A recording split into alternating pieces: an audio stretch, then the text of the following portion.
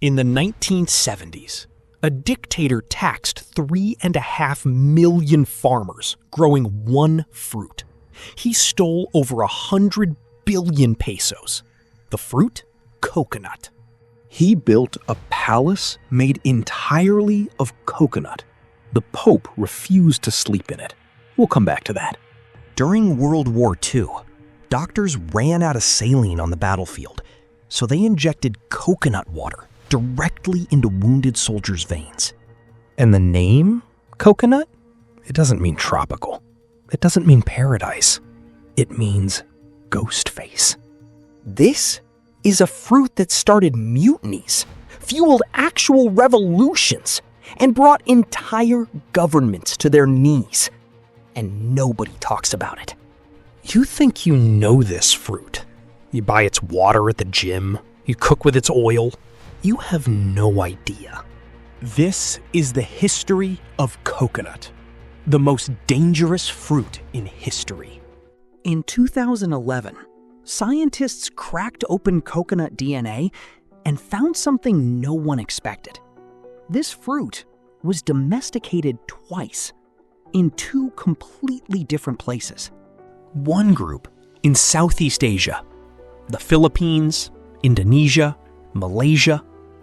Another group across the Indian Ocean, in India and Sri Lanka, thousands of miles apart. But coconut didn't spread by accident. It didn't just float across the ocean on its own.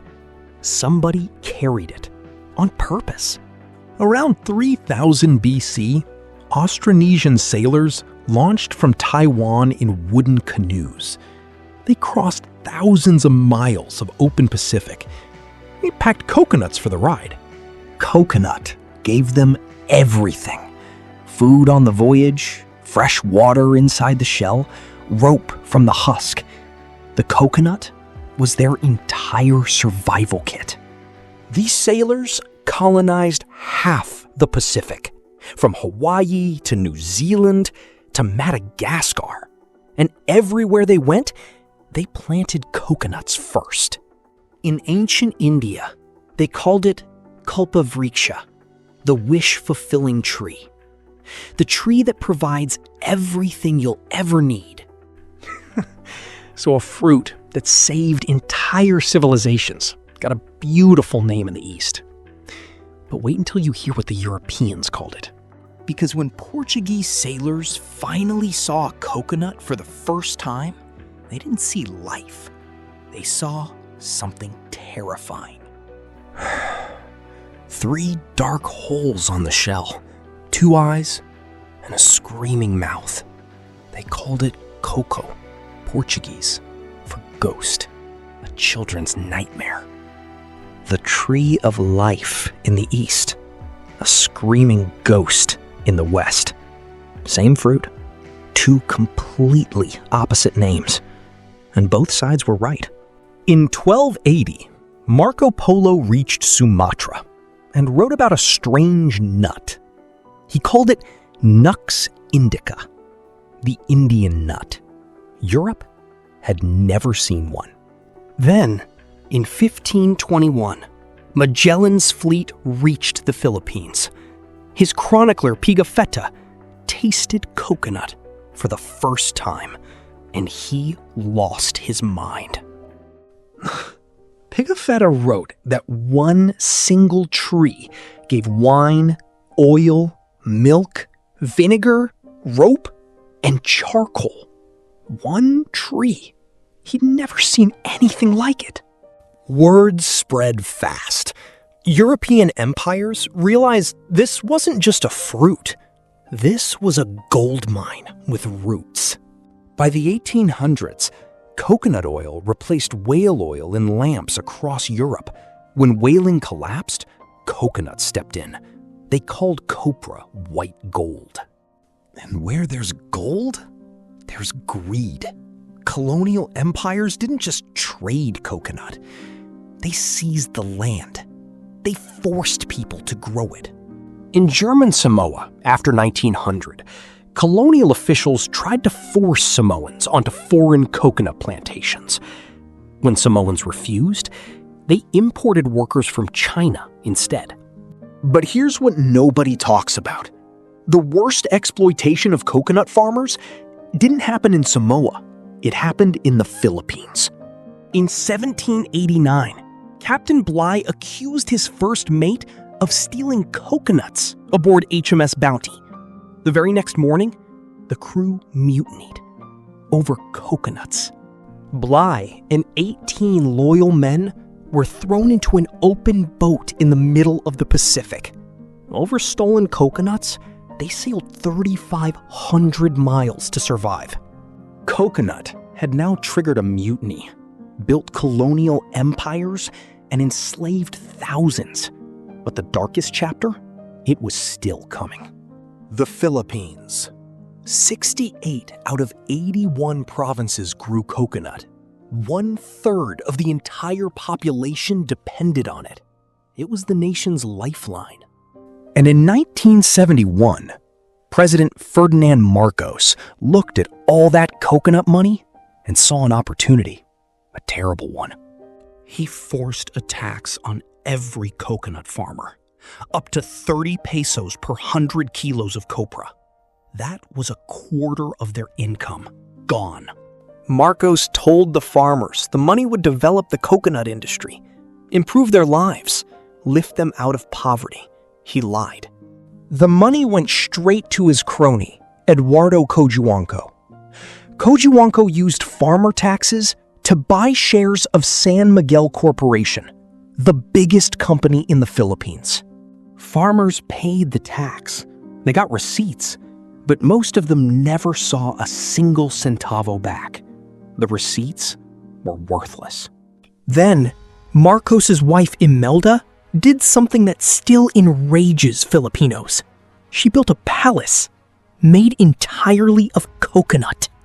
It cost 37 million pesos, funded partly by the coconut levy. The money that was supposed to feed farmers built a mansion for a dictator's wife. She built it for Pope John Paul II's visit in 1981. Wanted him to sleep there. The Pope saw it and refused. Too opulent for a poor nation. And honestly, when the Pope says your house is too much for a country this poor, that should tell you everything. If you think this is the worst part of the story, subscribe. Because what Marcos did next to those farmers makes this look like nothing. Under martial law, farmers who protested were silenced. The total stolen ballooned to over 100 billion pesos. It took decades to expose. In 2012, the Supreme Court ordered 71 billion pesos returned to farmers. Most of that money still hasn't reached them. 50 years, still waiting.